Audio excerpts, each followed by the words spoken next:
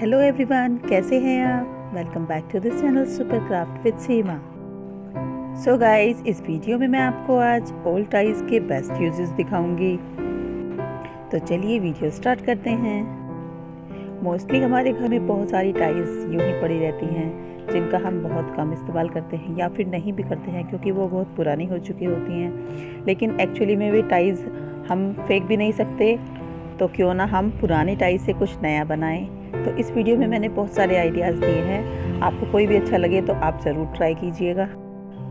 Video को last तक देखिए क्योंकि वीडियो में बहुत ही फंटास्टिक आइडियाज़ दिए गए हैं।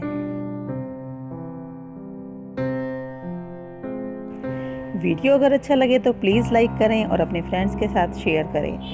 सो अगर आप हमारे चैनल पर नए हैं तो प्लीज़ चैनल को सब्सक्राइब कर दीजिए और पास ही लगे बेल आइकन को भी प्रेस कर दीजिए ताकि आपको हमारी नई वीडियोस की अपडेट सबसे पहले मिल सके। So keep watching.